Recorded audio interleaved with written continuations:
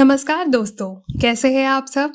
आप सबका स्वागत है दी वंडरस नारी पॉडकास्ट सीरीज के 5वें एपिसोड में, मेरे यानी आपके अपने अदिति के साथ।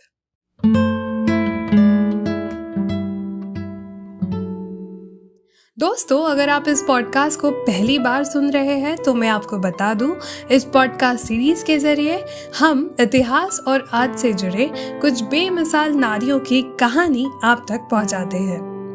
आज की हमारी कहानी कुछ स्पेशल है। काम के प्रति जिद, हिम्मत, ताकत, श्रद्धा सभी को होती है, पर अपने काम पर प्यार करना कोई आज की कहानी से सीखे। चलिए आज की कहानी की शुरुआत करते हैं। क्या आप जानते हैं टाइगर प्रिंसेस ऑफ इंडिया कौन है? भारत की पहली महिला वाइल्ड लाइफ बायोलॉजिस्ट कौन है? भारत की टाइगर प्रिंसेस है डॉक्टर लतिका नाथ। आइए जानते हैं उनके प्यार की अनोखी कहानी। लतिका नाथ एक भारतीय लेखक, फोटोग्राफर और वन्यजीव संरक्षणवादी यानी ही वाइल्ड लाइफ कंजर्वेशनिस्ट है। उनके काम की विशेषता 2001 में उन्हें नेशनल जियोग्राफिक द्वारा दी टाइगर प्रिंसेस की उपाधि से सम्मानित किया गया, जिसमें 1 घंटे की डॉक्यूमेंट्री में लतिका नाथ के जीवन प्रवास के बारे में दिखाया गया। आप भी इस डॉक्यूमेंट्री को YouTube पर नेशनल जियोग्राफी के चैनल पर देख सकते हैं। उन्होंने 1990 में भारत में बाघों के संरक्षण, टाइगर रिजर्व के लिए काम किया है।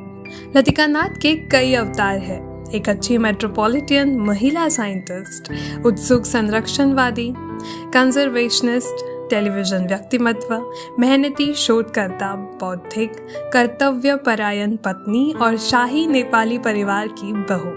ये एक औरत के इतने सारे रूप हैं, लेकिन एक पहचान जो उन्हें आम से खास बनाती है वो है भारत की टाइगर प्रिंसेस। डॉक्टर लतिका नाथ ने बड़े ही व्यापक और कठिन परिस्थिति में खुद को साबित किया है। एक वास्तविकता है जो हम सब जानते हैं, भारत में 100 में से लगभग 70% बार ऐसा होता है जब एक औरत कुछ काम अच्छे से करती है तब बड़े से बड़े या छोटे से छोटे ऑफिस में उसे नीचा दिखाने का हर संभव प्रयास किया जाता है। ये एक कटु सत्य है।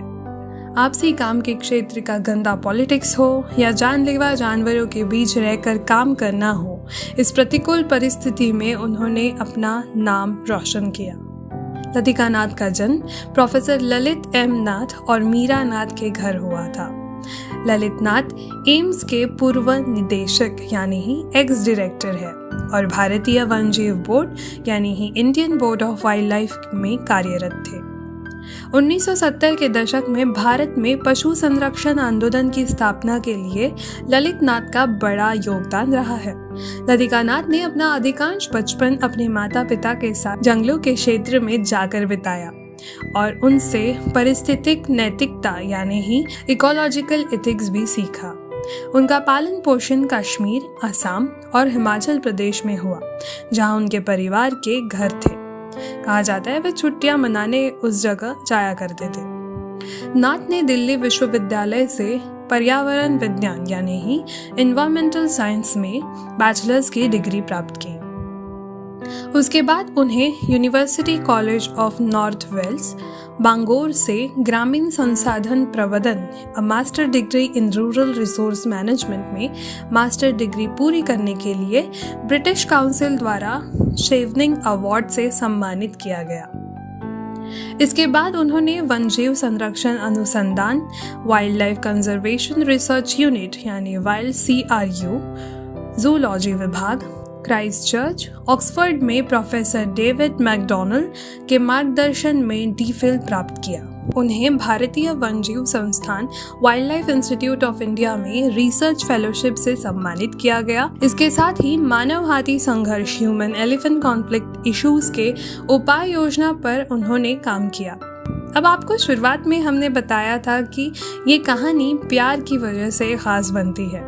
वो ये है कि डॉक्टर लतिका नाथ बचपन से ही वन्य जीवन और प्राणियों से बहुत प्रेम करती थी, जो कि उनके माता पिता इस फील्ड में होने की वजह से और भी बढ़ा। एक इंटरव्यू में वह कहती है कि वे जब 6 या 7 साल की थी तभी से इकोलॉजिस्ट बनने का सपना देखती थी। बताओ, जिस उम्र में एक बच्चा मुश्किल से किताब पकड़ सकता है, उस उम्र में ही लतिका ने अपने पिता से वन जीवन, जानवरों के बारे में सब कुछ सीख लिया था। लतिका नाथ बचपन से ही बहुत घूमी है और इसकी वजह से उन्हें घूमने और नई नई वन जीवनों के बारे में जानने का बड़ा शौक था। उन्होंने अपने काम की शुरुआत इंटेक यानी Indian national trust for art and cultural heritage, जो कि दिल्ली स्थित एक नॉन प्रॉफिट संस्था है, वहां से शुरू किया, जहां उन्होंने इको डेवलपमेंट ऑफिसर के रूप में काम किया। इसके साथ वह राजस्थान के मारवाड़ क्षेत्र में नदी प्रदूषण के मुद्दे पर विस्तार से काम कर रहे उनके 172 क्षेत्रीय कार्यालयों की गतिविधियों के समन्वय के लिए जिम्मेदार थी।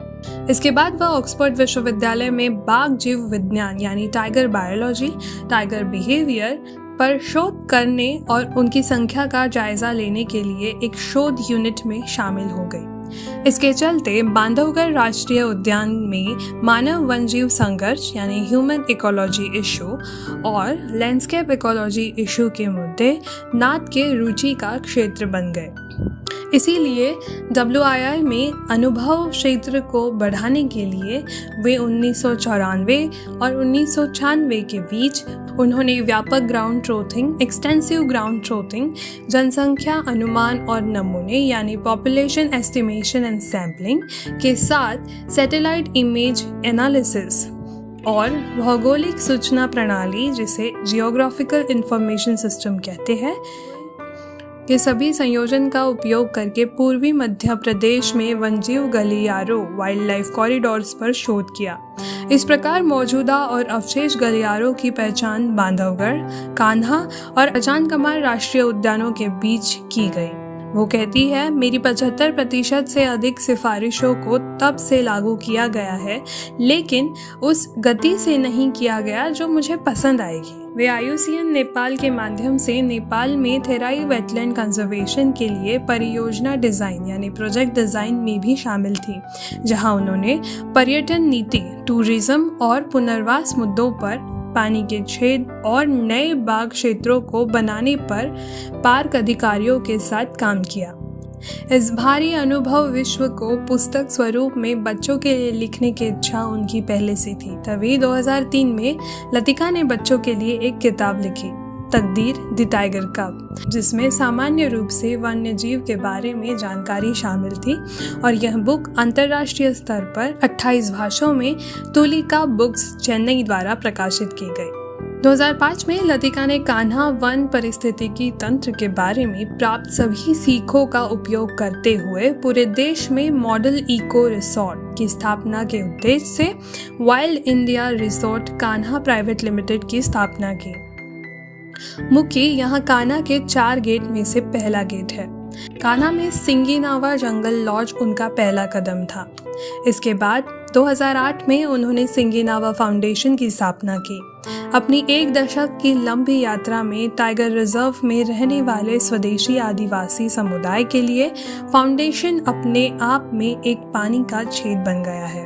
डॉक्टर लतिका नाथ पर्यावरण परियोजनाओं पर कान्हा टाइगर रिजर्व के 11 स्कूलों के मध्य विद्यालय के बच्चों के साथ काम कर रही है। TIFT द्वारा वित्त पोषित कान्हा टाइगर रिजर्व की 7 श्रेणियों में गश्त के लिए 7 4x4 वाहन उपलब्ध कराने के लिए धन जुटाने में मदद की और आदिवासियों को कंप्यूटर शिक्षा प्रदान भी की। वहाँ के बच्चे उनके दोस्तों द्वारा दान किए कंप्यूटर का उपयोग भी करते रहे हैं। उन्होंने कान्हा टाइगर रिजर्व के बफर जोन में ग्रामीणों को बहुत मदद की। उन्होंने ईंधन कैसे बनाना, लकड़ियों का कोयला बना के उसके कैसे इस्तेमाल करना, ये सब उन्होंने सिखाया। उन्होंने कान्हा टाइगर रिजर्व के मुख्य क्षेत्र के लिए 5 वाटरिंग होल के निर्माण का भी नेतृत्व किया। कुल मिलाकर लतिका नाथ ने अपना जीवन वन्य जीवों के संरक्षण और बाघों के संरक्षण के लिए समर्पित कर दिया।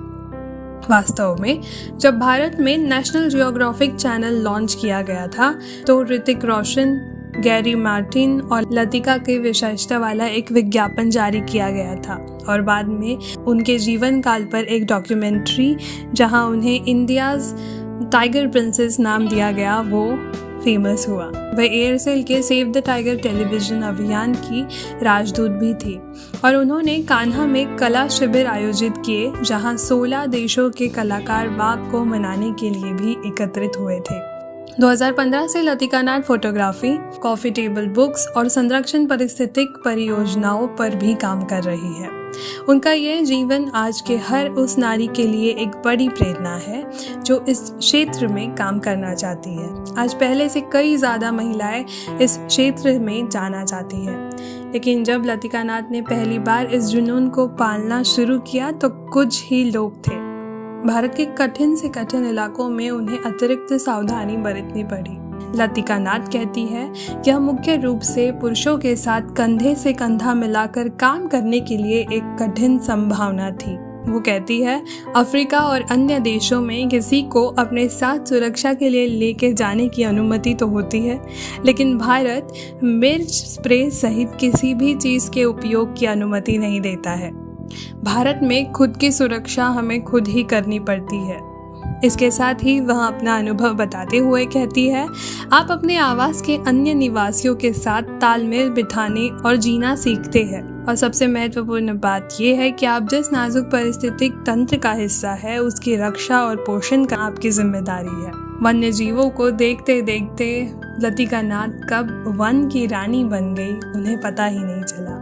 इस सुंदर वन्य जीवन के प्रवास के साथ साथ उनकी निजी जिंदगी भी बड़े शानों वाली है। उनकी शादी नेपाल के नंदा शमशेर जंग बहादुर राणा से हुई, जो कि नेपाल के राज परिवार से आते हैं। उन्हें शिकार करने का बहुत शौक था, पर बाद में वे भी वन्यजीव संरक्षणवादी बन गए। जब लतिका नाथ बांधवगढ़ में थी तभी उनकी मुलाकात अपने पति नंदा राणा से हुई, जो बांधवगढ़ जंगल कैंप का प्रबंधन कर रहे थे और बाघों के व्यवहार का अध्ययन करने के लिए उनकी तस्वीरें खींच रहे थे। लतिका नाथ ये बताती है, मैं एक वन्यजीव वैज्ञानिक थी और नंदा एक फोटोग्राफर थे और हम बाघों के व्यवहार को समझने के लिए एक दूसरे के पूरक थे, जो पहले हमने कभी महसूस नहीं किया। अब नेपाल में बसे लतिका और नंदा जंगली बाघों की घटती संख्या को लेकर चिंतित है। सच में ये बहुत चिंताजनक बात है और हम सबको इस बारे में सोचना ज़रूर चाहिए। मैं खुद कान्हा केसरी जा चुकी हूँ और वहाँ के वन्य जीवों को करीब से देखा है। अगर आप भी वन्य जीवों पर प्रेम करते हैं तो एक बार ज़रूर जाकर आइए। तो ये थी हमारी आज की वंडरस नारी लतिका नाथ और उनके वन्य जीवों से होने वाले अटूट प्रेम की कहानी। आशा करती हूँ अब आपको टाइगर प्रिंसेस ऑफ इंडिया हमेशा याद रहेगी। आपको आज की कहानी पसंद आई हो तो ज़रूर से शेयर और रेटिंग दीजिएगा। रेटिंग कैसे देना है? स्पॉटिफाई पर दी वंडरस नारी पर क्लिक करें और आपके लेफ्ट साइड में एक हार्ट का सिंबल दिखेगा, उस पर क्लिक करें। 1 से 5 आपको ऑप्शन दिया जाएगा। आपको जितना मेरा पॉडकास्ट पसंद आता है आप उसे क्लिक करिए और मुझे रेटिंग दीजिए। फिर मिलेंगे ऐसे ही एक अनोखी कहानी के साथ अगले एपिसोड में। तब तक सुनते रहिए दी वंडरस नारी, मेरे यानी आपके अपने अदिति के साथ। चलिए मिलते हैं, अपना ख्याल रखिए।